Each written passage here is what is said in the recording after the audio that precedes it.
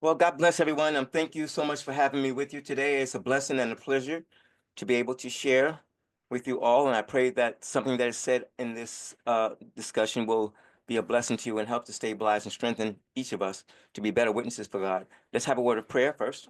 Father, in Jesus' name, I thank you for your blessing and your mercy that you have shown towards us, giving us an understanding of who you are as our Creator, giving us a desire and a will to submit our lives to you and to allow you to give us your salvation and then to help us, dear Lord, to be representatives of you in these last and evil days in this wicked world. We thank you for the blessing. We ask you to help us to be examples of the believer and help others to come to know you. In Jesus' name we pray. Amen. All right, I'm going to talk to you about defending biblical truth by exposing atheist evolutionist tactics. And I think that this is a very important topic, especially in these days when so many are reluctant to be vocal about what they believe in Christ. But first, we have to talk about the importance of recognizing the times we're living in. First Chronicles chapter 12, verse 32 says, the children of Issachar, which were men that had understanding of the times, to know what Israel ought to do. Matthew 16, verses 2 and 3, Jesus rebuked the Pharisees and Sadducees for not being able to discern the signs of the times. And in Romans chapter 13, verse 11, Paul said, knowing that the times we ought to recognize, because of the times, it is time to be awake out of our sleep. We should not be sleeping. We should be alert. And lastly, 1 Thessalonians 5, 6 through 8, Paul warns us not to sleep, but to be watchful and to be sober. That is the mentality the Bible says we as believers have to have in these last days. And it is very important. And it's important because Paul warns that the world is in a state of horrific rebellion. And with that state of rebellion, a lot of horrible things are happening in our society, and God called us to be lights. And the first casualty when a society turns its back on God is that the sky's the limit for any kind of belief system. And as a result, you see all kinds of ideologies. Religions are everywhere, and the vast majority of them are hostile towards our Christianity. So it's very important for us to be alert and to be aware of who we are and what our responsibilities are as believers here. It's very important that we, as believers, are sufficiently trained to deal with the opposition against our faith. It's not enough to recognize how dangerous times are and how many adversaries we have facing us. It is also important that we prepare ourselves and understand the importance of preparing ourselves to deal with those oppositions. Far too many of us, because we are not properly taught, we either, I hate to say it this way, but we either enter into discussions with unbelievers and we are very cocky, we're very confident, even though we haven't done our homework. We look something like this. And that goes on for a while until we get deep into the conversation. And then by the time they're through with us, we look more like this. And there's a reason for that. That should never happen to a Christian in a conversation about truth. But to prevent that, we must take the time to sufficiently educate ourselves, and we have the means to do so. Not only the school that you're at right now, I'm sure they have all kind of material to help you nurture yourself and to become the kind of believer that you are supposed to be and to be able to defend your faith the way you're supposed to be able to defend it. But we also have other organizations like Answers in Genesis, Creation Ministries International, ICR, Institute for Creation Research, and Biblical Science Institute, Creation Today, and many others, all of whom have top-notch creation scientists who have and are providing quality material that can be used for our training and equipping for public engagement with opposition. So why is this kind of talk important? Because of the state of our society and the role that evolution teaching in higher and lower public education played in getting us to where we are right now. We're going to talk about where we are, but the public school system played a major role in getting us there. Understanding the history of how we got here can play an important role in reminding us of what we have to fight for and what we are fighting against. But we have to use the right sources that put it this way, we have to use the right sources in order to examine that history, because one of the tactics that our opposition uses is that they will take the history and they will revamp it and revise it in order to make them look good and to make us look bad. So if you're going to do history, if you're going to search the history, you got to be very selective and careful about the kind of history sources that you use. And I recommend a book called The Long War Against God by the late Dr. Henry Morris. This book is an amazingly informative book. And the reason it's amazing is because it deals with history, past and present, as it relates to humanity, sin, spiritual wickedness, and the role that evolution played in it. It focuses on the central role of evolution in the condition of our society, even in past, present, and what will happen in the future. In this book, Dr. Morris names and many of the major players that play a role in the evolution development and the dominance of evolution in our society today. And he provides receipts. But he also explains how all encompassing evolution and why, he explains how all encompassing evolution is and why pastors as well as Christian educators should be making fighting against evolution a priority. Now, this is something that's very important. I think that one of the reasons why so many religious leaders don't realize how important fighting evolution is because they've allowed evolutionists to explain to them that evolution is harmless. And this is one of those tactics that they use. I call it the lie tactic, where they will give misinformation in order to pacify religious people so that they don't take the threat of evolution as serious as they should. And this happens quite often. And I've talked to pastors, and I can see the attitude that they have. They've been confused as to the seriousness and the serious threat that evolutionist poses. Throughout Morris's book, he explains how evolution got its stranglehold on our society and our nation through our education system. And remember, in history, what happened was that they targeted our gold standard college, Harvard University, and they got one of their people into that university and became one of its leaders. And when Harvard fell, after Harvard fell, many of the other colleges started falling behind it, and eventually they took over our school systems. So now, the fact that we have this problem is easy to say, but it's even more helpful when you can demonstrate it by having someone who's experienced what's going on in that system.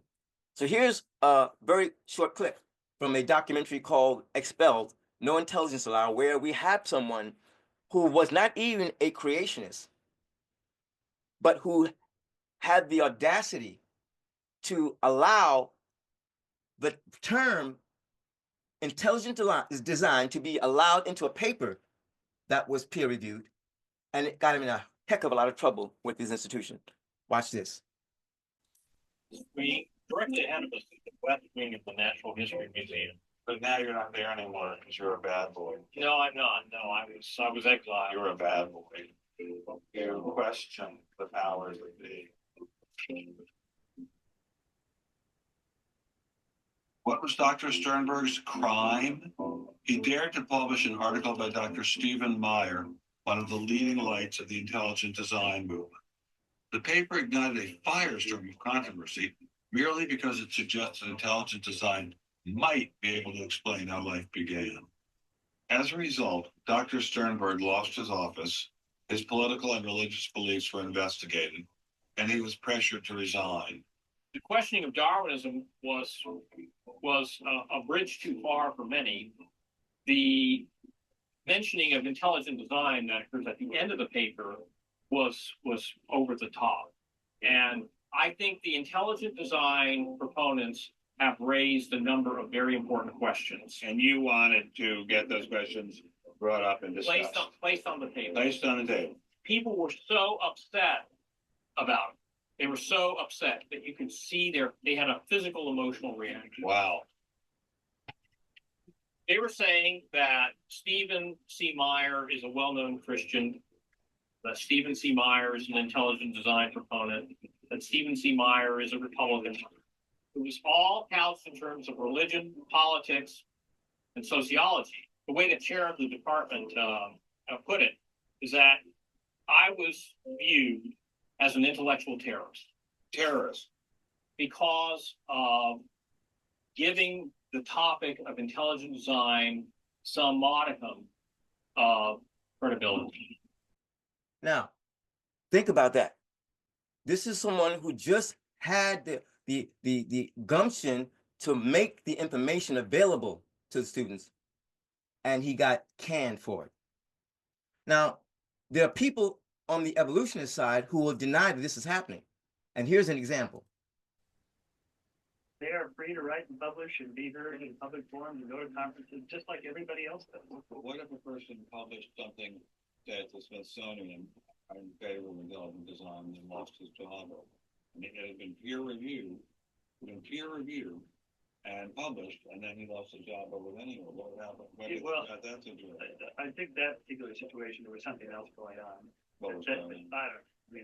I don't know, because I don't know, but I think there had to be something. People don't get fired over something like that. You roll up your sleeves, you get to work, you do the research, you get your grants, you get your data, you publish, and you work your butt off, and that's how you get your theories. What if you try and roll up your sleeves and go to work and work your butt off, and they say, well, we're going to fire you? The importance of that clip, it shows you that they will tell you that this kind of thing does not happen. And that is a tactic. In other words, they deny things that are happening that they're doing that is corrupting, things that they're doing that is unrighteous or illegal. And if you believe it, you give them the incentive to continue to do it. So our responsibility to respond to that is to document, to bring them the receipts and document and prove to them that this kind of thing is happening. Dr. Jerry Bergman did a excellent 3-volume books on the topic of the kind of effect that is being put on people who believe in Jesus and who believe in creationism.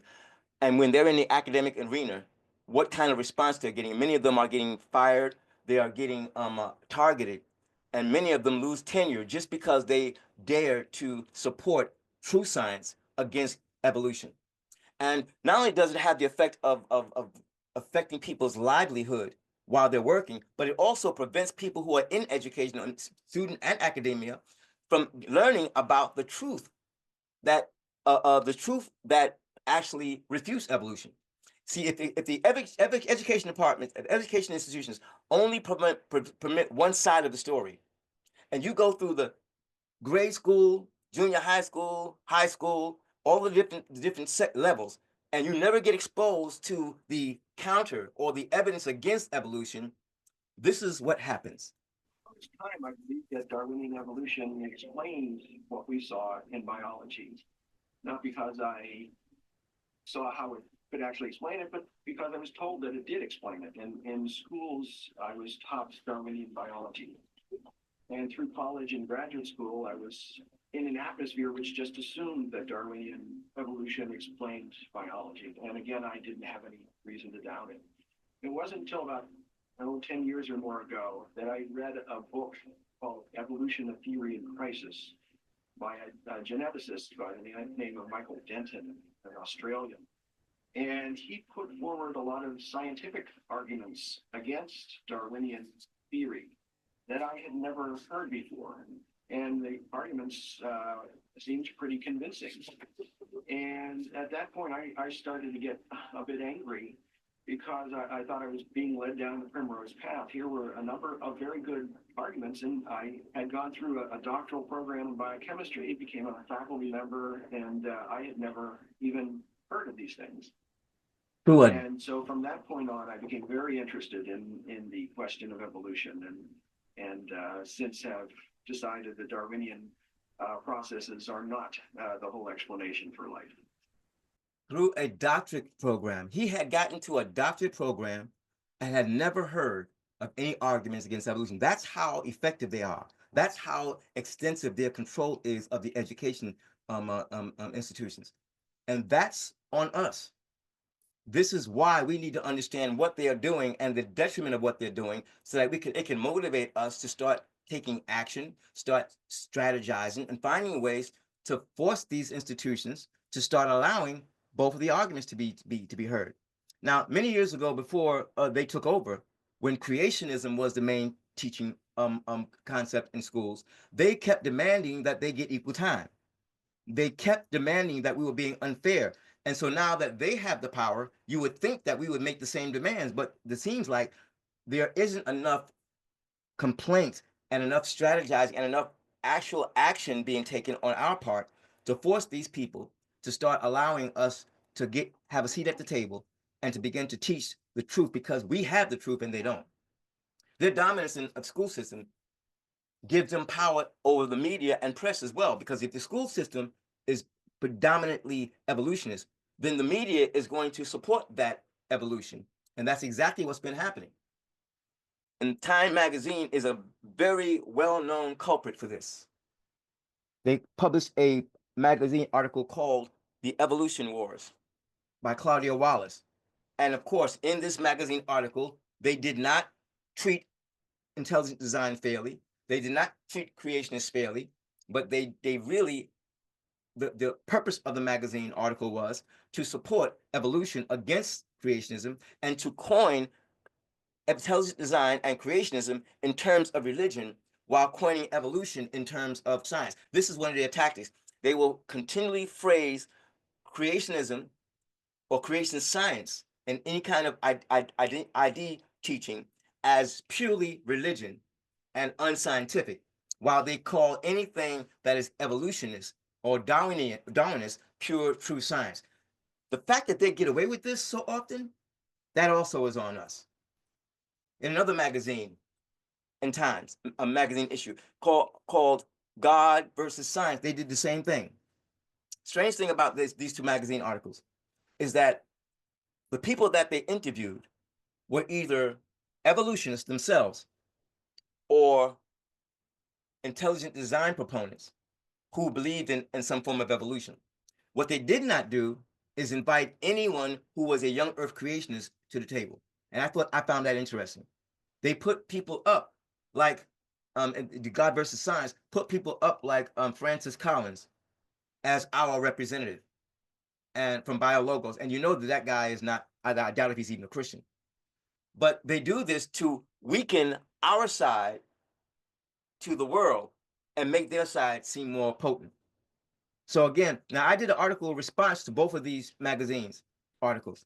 And I did it, and I'm telling you that I did it because this is one of my responses to these kind of tactics. If we do not respond in kind when these people put out fraudulent or misleading information, if we do not respond to it instantly, accurately, and concisely, then we contribute to the effect and the dominance that they have over us. I hope we can talk about that during our Q&A. All right, let me get some Bible in here.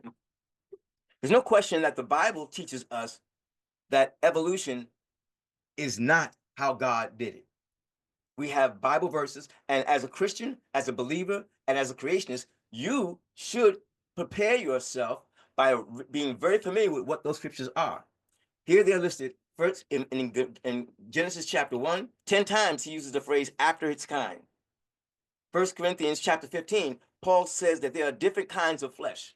There's all kinds of flesh. There's one kind of flesh of men or humans, another kind of flesh of beasts, another kind of flesh of fish, another kind of flesh of birds. So he made very clear that biologically we were not the same.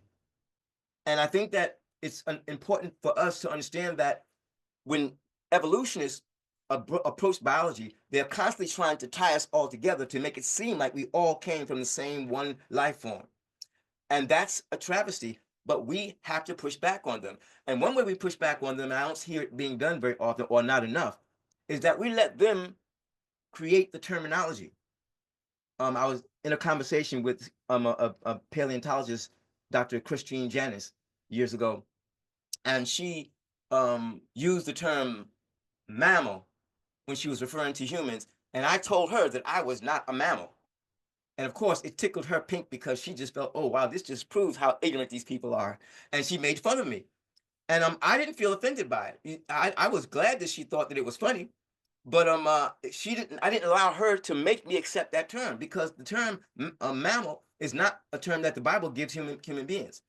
And the term connects us to animals in a way that evolutionists wants to connect us. So this is just one example of how we have to stop allowing their terminology tactics to control the discussion. Romans chapter 1, verse 20, Paul tells us that everything we see in creation is an expression of the invisible God, and it is the evidence of the invisible God.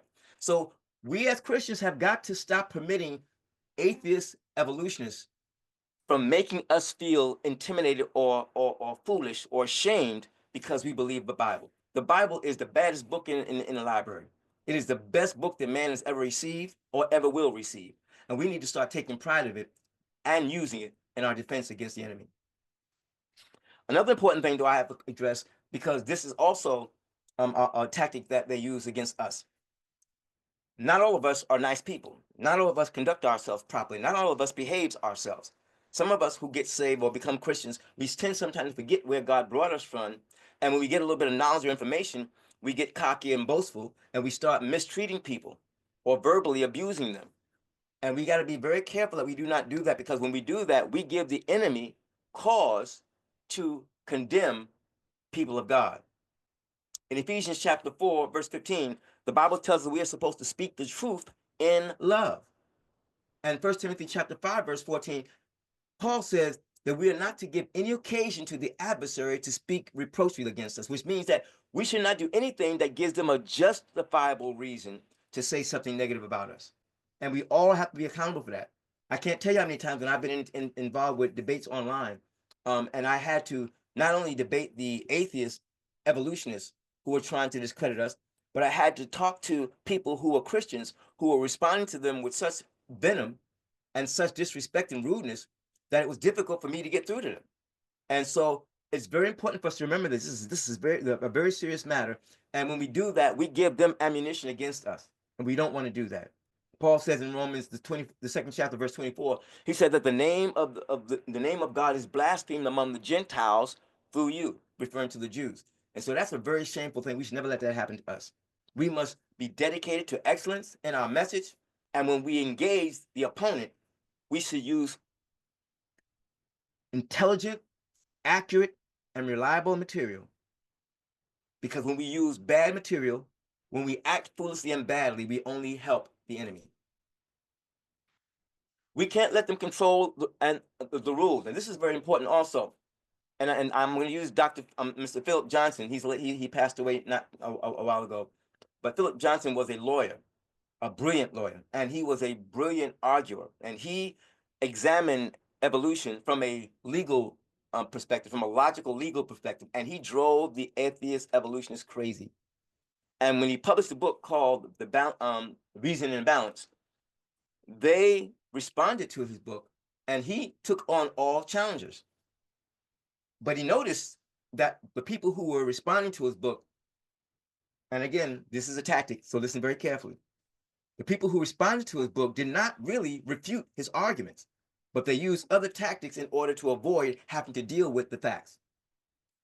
In the introduction, on page 12, he shares the experience of that face-off. Notice what he says. As the debate progressed, it became clear that very little of the degree of disagreement turned out to be a dispute over facts. And practically everything turned on the proper rule of scientific investigation, how science works. Now, I put those emphases in there because what's happening here is that they want to tell us what science is and what science is not, and what we can and cannot discuss. And we have to stop letting them do that. Philip Johnson, he understood that, and he challenged him on that. He continued, "Two things about my approach to the subject seem to baffle and sometimes infuriate my critics." He says, first, I insisted on distinguishing naturalism from science, whereas my critics insisted that the two are virtually the same. Did you catch that?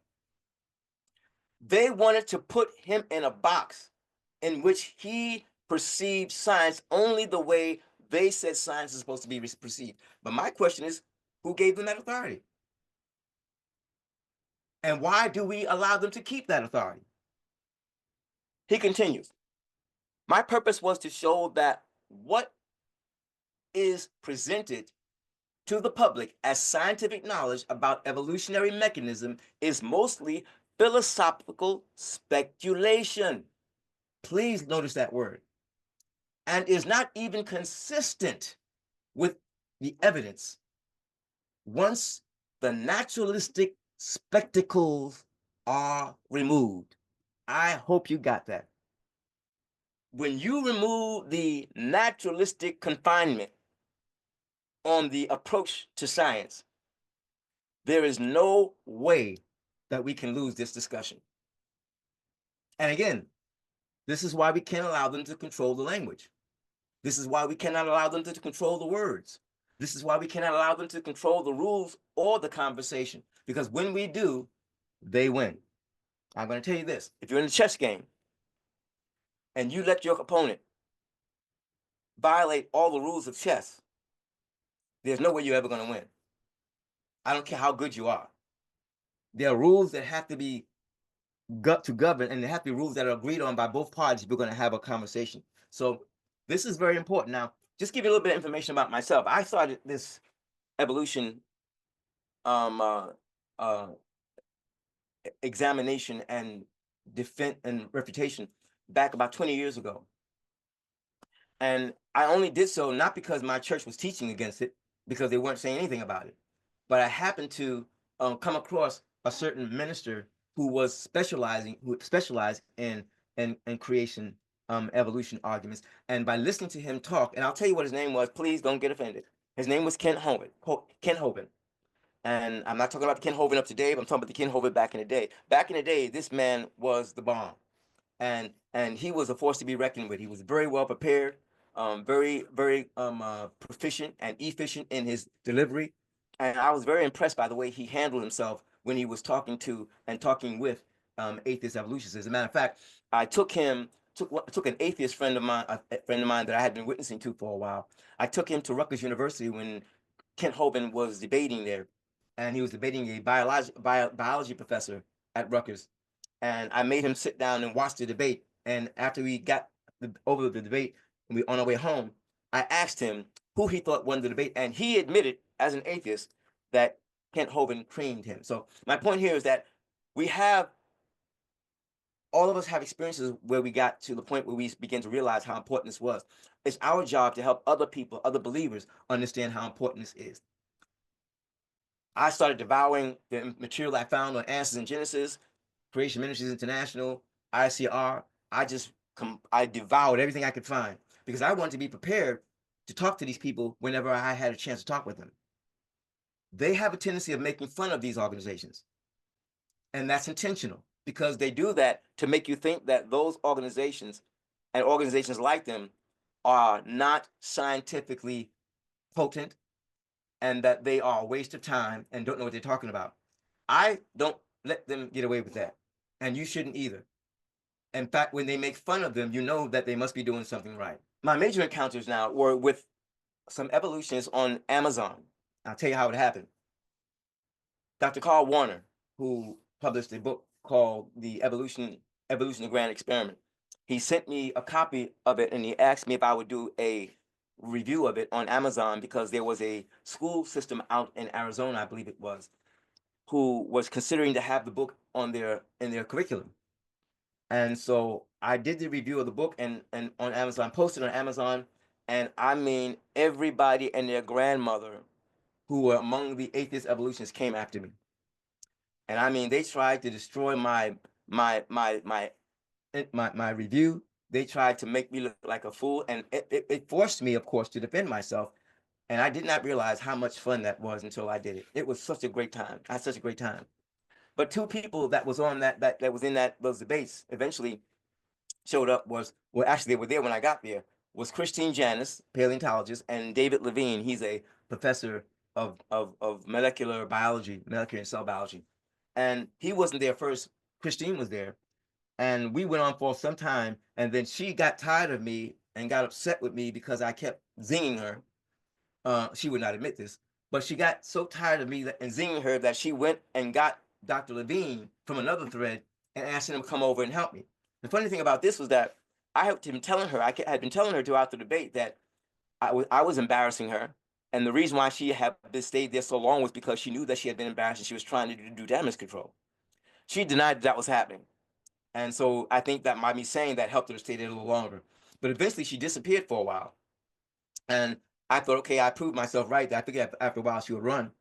And so I waited for a while I was dealing with other people. And then all of a sudden somebody came on our thread and he said, oh man, Dan, you rock. And I'm like, what are you talking about? He said, man, Christine Janice is over on another thread on Amazon asking the scientists over there to come over here to help her deflate you.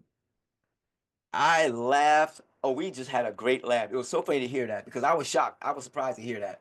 So, but we had a great time. As a matter of fact, I think I zinged her and embarrassed her so much that she started threatening me. Again, another one of those tactics. She said to me, I'm going to write about you in my next book. That's what she told me. And to her, that was a threat, but to me, that was high praise. So I tell you, if you really take the time to study, do your due diligence, you can handle these people no matter what kind of degrees that they have. This debate went on Amazon for about at least 7 or 8 months. I think I counted 9 months, maybe 9 months. And over 400 pages of posts, over it was 4,000 posts, something like 4,900 when I left.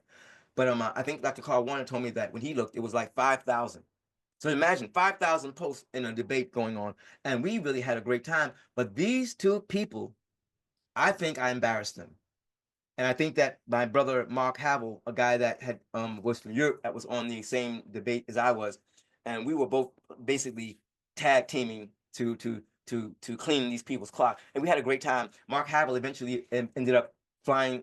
He was from Europe. He ended up flying over here from Europe to America because he wants, and he visited me in my house. We spent some weeks together, so we can talk about maybe doing a book deal to kind of like write about the kind of experience we had online. That never came to fruition. And in fact, I just got to talk to him again today after so many years. And so we're going to get together again. But I just want to share that with you, let you know that this is not an impossible thing to do. And I think that we have got to stop allowing these people to intimidate us.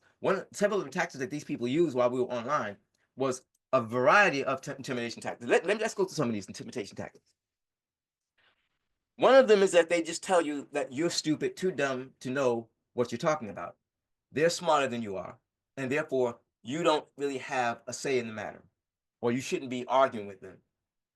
And that could be a very, very effective argument if you haven't done your homework. But if you've done your homework and they're there arguing with you and you're able to refute some of the things they're saying, that refutes their I'm smarter than you argument. It makes no difference how smart they are. They may have a degree you don't, but the point is, who's doing the best when it comes to answering the questions honestly?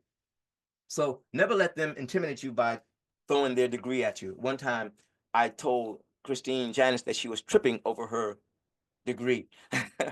I think that kind of got up under her skin too. Intimidation is one of those tactics. Another tactic is humiliation. If they can't intimidate you, they'll try to humiliate you.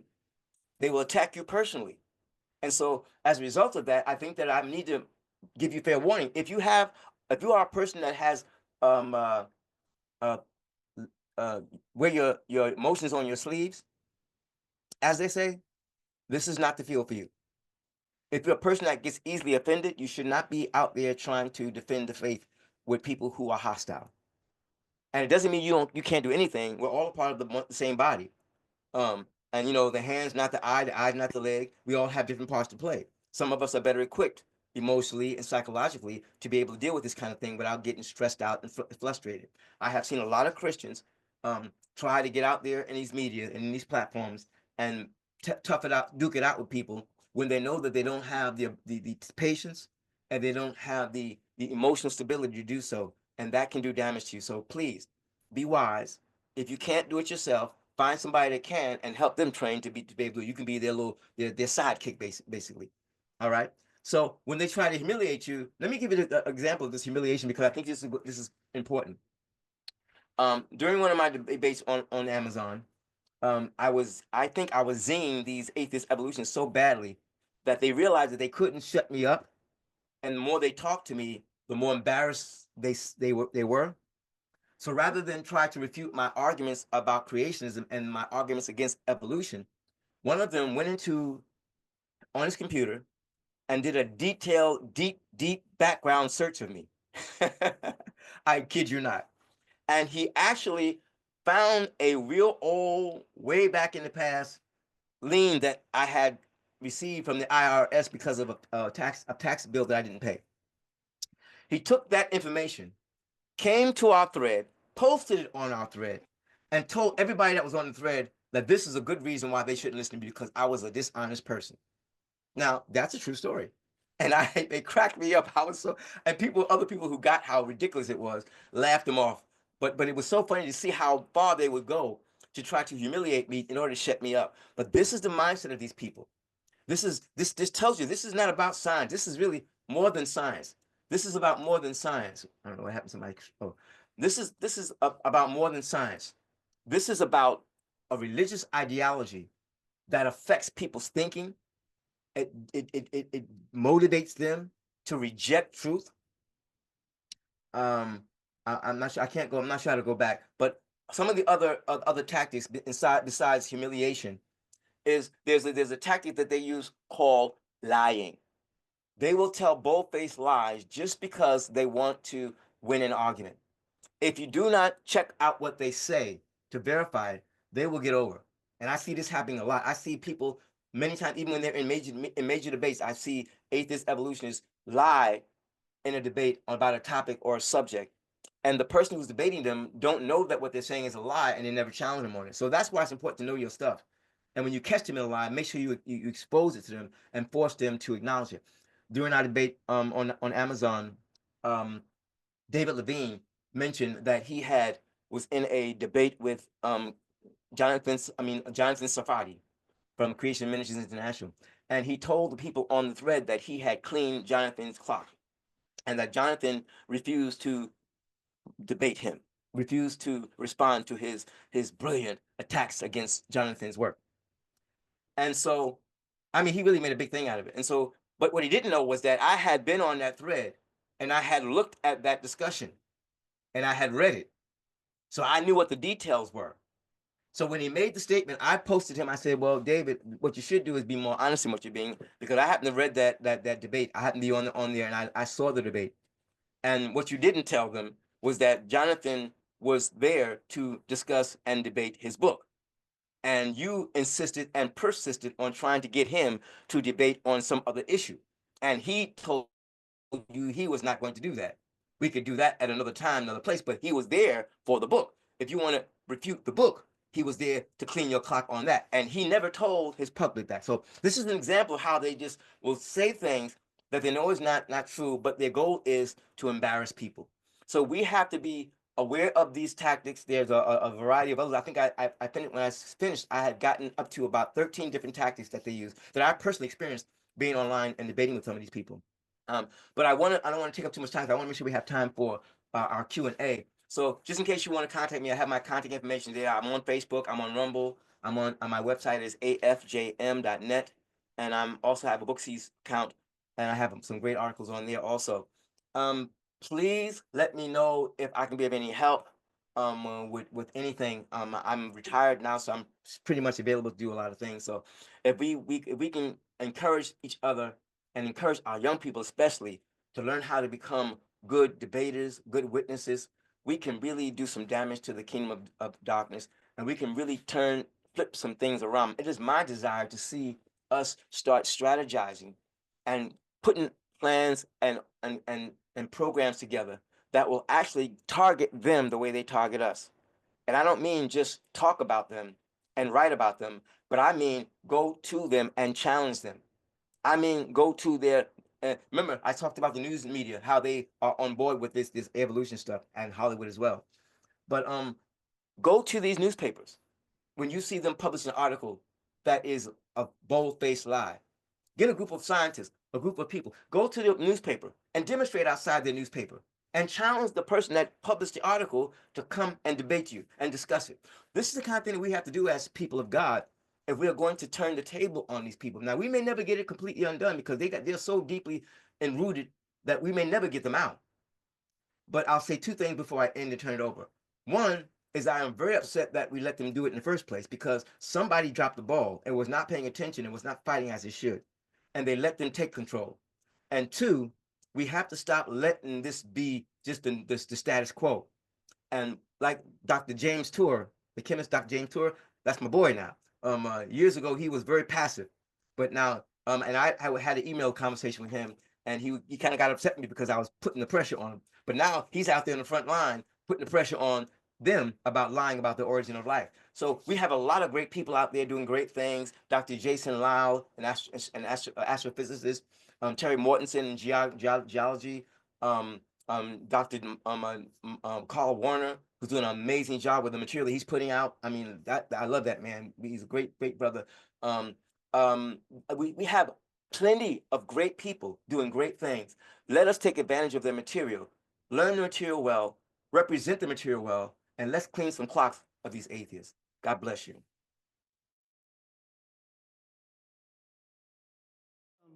Where do plants fit into all this? Here's my policy.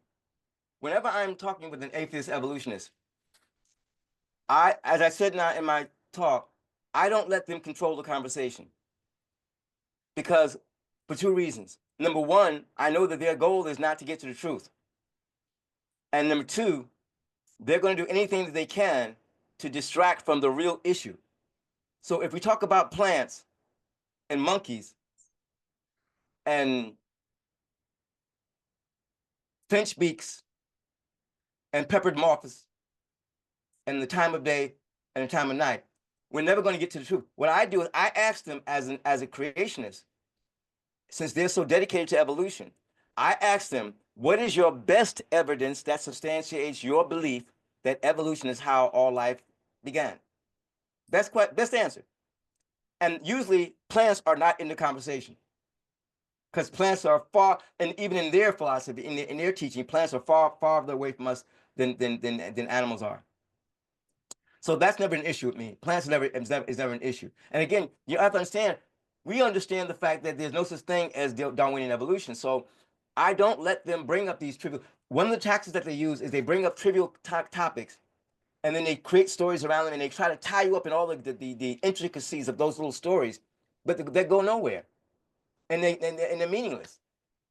I mean, no matter how much you know about a plant, you can never prove that a plant evolved into something else or to a plant from something else. So I keep them at the foundation of the conversation, and I force them to stay there. We have to understand this is a very, very important part of this battle.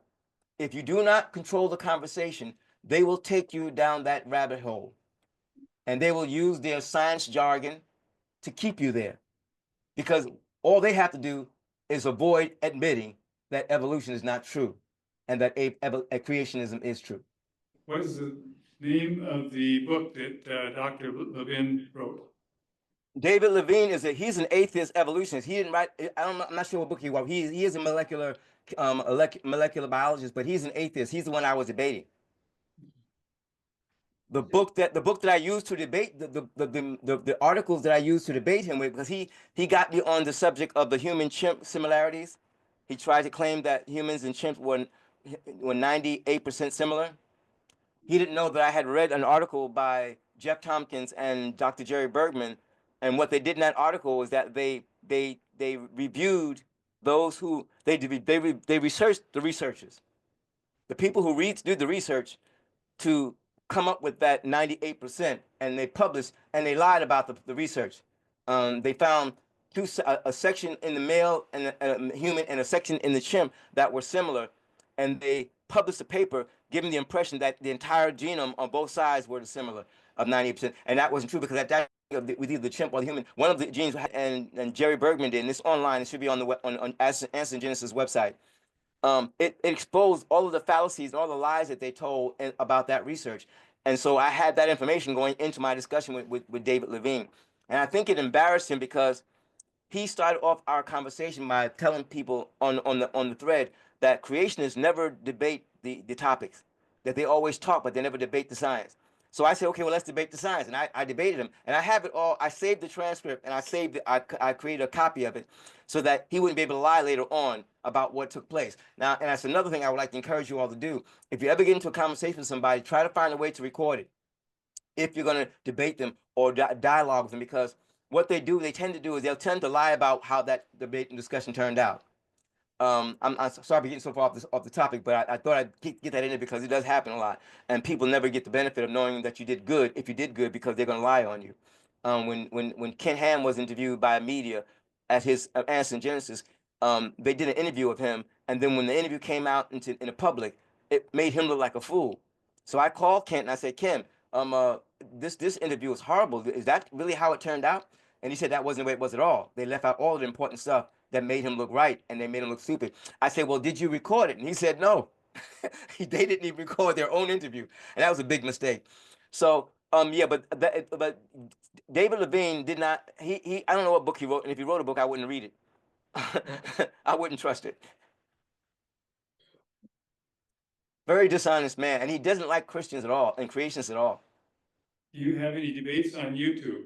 Good question. No, I don't, and I've intentionally haven't done that yet because I haven't really done any verbal debates. Most of my debates have been in writing, online. I haven't been given an opportunity. As a matter of fact, I did challenge Christine Janice. No, but not Christine Janice. I challenged Jean Redhill. Her name is Jean Redhill. Um, and because she was another I think she was another paleontologist on Amazon, and she refused to debate me. So, but I did save the transcript of the dialogue that we had. So I'm planning on taking those dialogues that I've done, and I'm going to be putting them together so that people, in an abbreviated, in smaller, shorter form, just going point by point, all the important points, and let people see those. So I'll be putting those up online for the next 2 or 3 weeks. He mentions naturalism. I just kind of want to know more about the definition of that versus creationism, I guess is. No problem. Understood. And again, and this is a good question. I think it's good that you are interested in terms because if you're going to talk with these people, you really have to understand the language.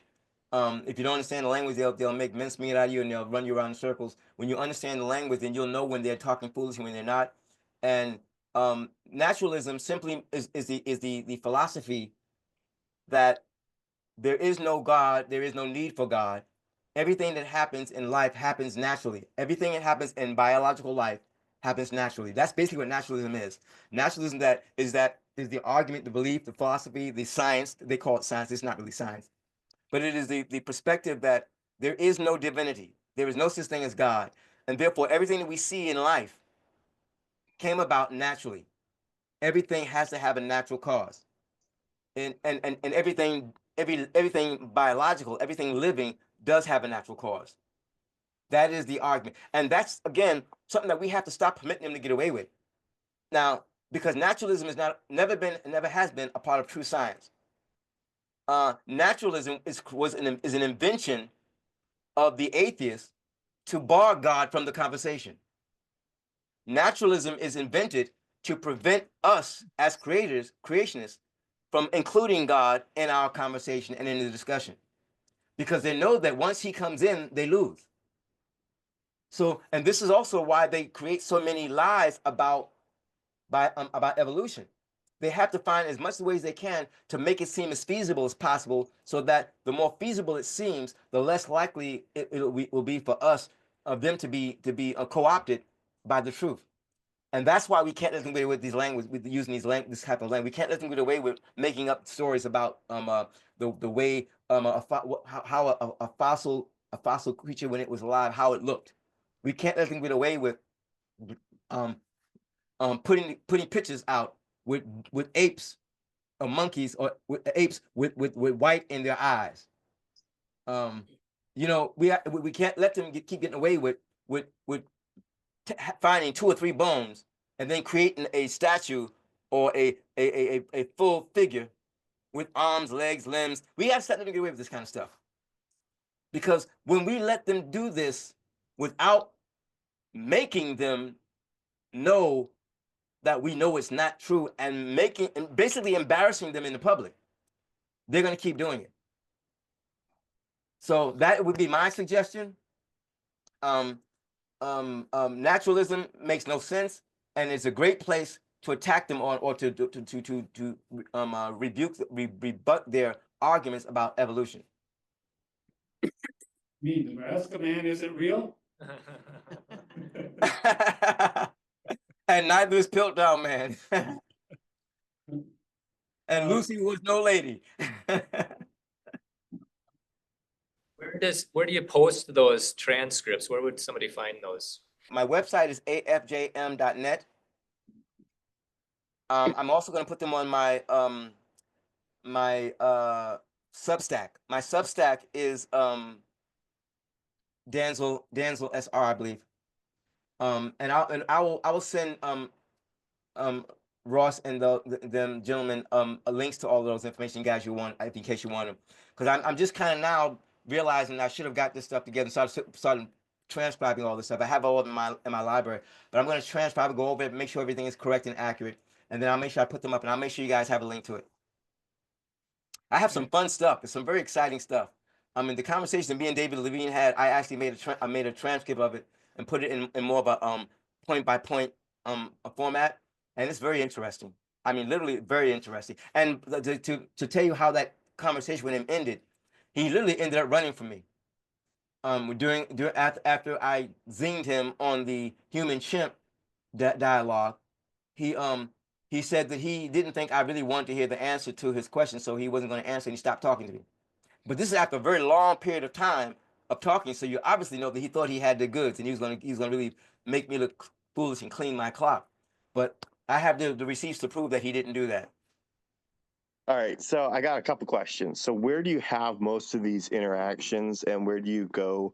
Because like I do, I just graduated college, and it was a good spot, and I did a lot of witnessing. Praise the Lord. Right. So I did a lot of in-person stuff. Would you have any tips for in-person stuff? Oh yeah. And Yeah, I worked at a college for 30 years before I retired, and so while at the college, I started a club called the Christian Club, and it lasted for 30 all 30 years while I was there. And as a result of that, I insisted on anytime we had an event that dealt with touchy issues like evolution, I would leave all the front seats vacant and empty, and only to be occupied by atheists. The club members didn't understand why I did that. One of them was even upset with me for doing it. And so he kept asking me, he said, "Why would you do that?" You know, he was really upset. And so I sat him down and I said, "Well, you have to understand that, brother, that atheists are our biggest competition and they are our biggest threat." And so I said, "They're like the big bully in the neighborhood. If you take them down, everybody else is going to be no problem." So I said, I want them to feel comfortable, and I want them to bring their comfort and cockiness to the ball game. And I want to sit them down and let them throw their questions, and I want to humiliate them in front of everybody to let them know that they aren't as smart as they think they are or thought they were. And when people see it, they will be less intimidated by them. And I said, when they see that we know more than they thought we knew, they won't be so cocky. And that was exactly what happened. I would always leave it open. They would come, they would sit there, they start off very cocky and very rude and disrespectful. And after I answered a few of their questions, refuted a few of their arguments, their whole personality and demeanor changed. So I did that for years. Most of my interaction now is not person to person. I think why one of the reasons I'm having a problem finding people like that to be willing to have a dialogue with me person to person. that's very true. Let me give you another example. Okay, at the college, I had many encounters with the professors there, who were atheists and evolutionists, and every time we had a conversation, I won. And these are people with PhDs. And one lady, she asked me if I would. One professor asked me if I would please explain to her. I was in the cafeteria eating. She sat down at my table. She said, "I heard that you don't believe in evolution." And I said, "That's correct." She says, "Oh, that's crazy. I can't believe that. How could you not believe in evolution?" And it was like she was so awestruck by the fact that I could dare to be willing to admit it. So I said, "Well, I can't believe that you do believe in evolution." That's amazing. And so she said, "Don't you?" I said, "Tell you what." I said, "Give me your information, your evidence for evolution." And so she gave me the usual dribble, and I shot down every one of them. And so I said to her, I said, "Now, do you still believe in evolution?" She said, "Yeah, I still can't believe why you don't believe in evolution." So I said, "Now, ma'am, I just sat here and refuted every one of your evolution arguments. You have refuted none of my creation arguments. You have rebuffed none of my evolution refutations. And yet you say that you still believe it, and you're amazed that I don't believe it. I say, can you tell me what's wrong with this picture? So the point here I'm saying is that I had fun. I really did have fun. Now I only go online. I spend time online. Usually when I've done I don't do reviews anymore because I think we broke Amazon. I have to honestly say we probably broke Amazon because Amazon took away all of those threads and all that stuff. They took it away. They just now you're only able to do the review and that's it. You can't do the whole long dialogue thing now. But I don't think that anyone had a 5,000 posts a thread. So I think we may have broken. But the point is that I still go online on Facebook many times. We have a club on Facebook where we deal with atheist evolutionists. We have a Facebook club called um um the Evolution Delusion. So there I go there sometime. So that's really where I go as online sometime. I don't really go to their website or their sites because on their websites they have control, and I don't want them to have control. So I think I make them come on mine. But that's really where most of the place I have it because people just don't want to. But they like to argue and fuss with you when we're not in front of your face. And because it's easier to look up their stuff and to go and get their little links to their different social media or atheist websites, and then just post it up and then troll you with it with that. So that's really I can always delete that, so it's not a problem. But that's really where I get it now. I don't really get too many in-house discussions, but I enjoy the in-house discussions. I do, I really do. Thank you. I really appreciate it. I really enjoyed it. Oh, God bless you. I'm looking forward to we get more people on our side to really prepare ourselves to be more proactive. Whenever I see something in the media or article, or even a video on YouTube that attacks someone that I know that's a creationist, I'll do a rebuttal to it, and then I'll challenge them to rebuke me. I've done that twice. So far, I did it twice with someone that attacked Carl Warner's material. I did it once with someone who attacked and this is it's really strange. When I do that, a lot of times they won't respond. They really won't respond, but sometimes they do, but very rarely do they respond. I haven't gotten any response for the articles that I did against the evolution wars or the God versus science, and that's been up for years. I did an article. I did an article where I think you'll find this interesting. You know that there's a quote in the Richard Lewontin's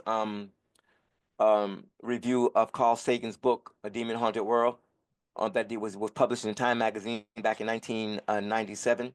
Well, that article has been more quoted than any other article I can think of by creationists and evolutionists. That in spite of statements, we cannot allow a divine foot in the door. That has been quoted profusely. So I went online one day. While I was online on Amazon, happened to be back then when I was debating with Christian and them. Somebody asked, I quoted that quotation, and one of the atheists, accused me of quote mining and of taking Richard Lewontin out of context. So I said, okay. I said, tell me how. He said because what he was saying he was not saying what you said he said, and I said he did say what I said he said, and what you're saying is not what he said he said. What he said. So anyway, I found out that what he did was rather than him address the actual statement that I was referring to, he looked at a portion of the statement that was a part that I was not referring to because I tried to use the whole quote to give context. He rather than take the statement that I was using, and this is another one of their tactics, he jumped to another topic and then accused me of misrepresenting that statement. And that's when I said, well, I wasn't referring to that statement. I was referring to this one here. So my point is that as a result of that, I decided to go online and actually read the entire article over again and do a point by point review of the article. And I did that because when I went looking for someone who had did a review of it, I couldn't find it. I couldn't find it anywhere. Nobody had done a review of Richard Lewontin's article, although they quote it all the time. So I did a whole point by point refutation. I put it up on my Booksies, and last I looked, it has 5,000 reads. Now the strange thing about that is that of all the 5,000 people that read it, only one person commented on it. Now I find that strange. And I was very curious as to know why, because in the article, I accused Richard Lawrenson of writing that article as a damage control piece. And if you read it, you'll find out why. Um, in that article, he mentioned several times, more than twice, that he had had a debate in Arkansas. Him and Carl Sagan debated some creationists in Arkansas. Every time he mentioned that debate, he refused to mention the names of the people that he debated. Now, remember, he's writing this article some 35 years after the event. And yet he refused to even say their names. Wouldn't even tell you the degree they had or the college that they were from. Just dogged them. So, and then in the article, Richard Lewontin says that the debate took place in 1966. So, I'm sorry, in 1964. So I went around trying to research to find the debate. Couldn't find it nowhere. And I couldn't understand why. And then something happened. I forgot what happened, but somehow I ran across an article that had something about the debate, and it was 1966. So that's when the debate took place. As a result of that, I contacted a university that had the old actual audio of the debate, and I purchased those audios so I could sit down and listen to the debate. Because in the article, Richard Lewontin said that he couldn't understand why the public that was at the debate said that his team lost the debate. So I listened to the whole debate. I wrote an article on the Richard Lewontin demon millions of demons article, a review of Carl Sagan. And I'm looking for people to read it and kind of get back to me. I got all these people, all these reads, but no one's really responding. And I put a lot of work into that article, into that paper. So anyway, I said that to say that I do this in order to push back on the enemy and make available to people who are trying to get the truth material that they can take a look at when that no one else wants to put out. So I'm hoping I'm encouraging other people to do that as well. Like I said, I also called Claudia Wallace when she wrote the article, the Evolution Wars. I wrote a response to it. I never sent her the response because I knew her mentality, she wasn't going to receive it. But I did call her and got her on the phone actually, and was able to talk to her about the article she wrote. And I was telling her that her article was unbalanced and unfair. And she said she didn't write it as an opinion piece, so it was pretty balanced. And I told her it wasn't. And I kind of like was very nice to her though. The point is that I contacted her. And the point that I'm making here is that we have to be more proactive and letting people who are doing this lying know that they're not going to just get away with it. We're not going to let them get away. We're going to stick it to them. May I ask, what classes did you teach, and how did you not get fired? Good. That's an excellent question. Well, actually, I didn't teach a class. I was an administrator. I was an administrator. I wasn't a teacher. Thank God I wasn't a professor. I would not. These days, no. But I was an administrator. I supervised communications. I handled their. In fact, I ran the mail room of the college, and I worked with the phone system, and I think that was the mail room, the phone systems, and the computers. So I supervised those things. So anyway, but what I did was, because of my position as an administrator, and only administrators could be moderators over clubs, I was able to help my students to maintain their Christianity and their faith while they were in college. So since I wasn't a professor, I didn't have no problem with that. But I had a chance to talk to a lot of them, and I really had a great time with them. I really had some great conversations. When I had my events, I invited people like Jonathan Savati to come in to Skype in and Zoom in and talk to our classes. So we got a chance to mix it up with a lot of the professors, the biology professors, the chemistry professors, education professors, and we always came out on top. And I think that I planted some good seeds in those people.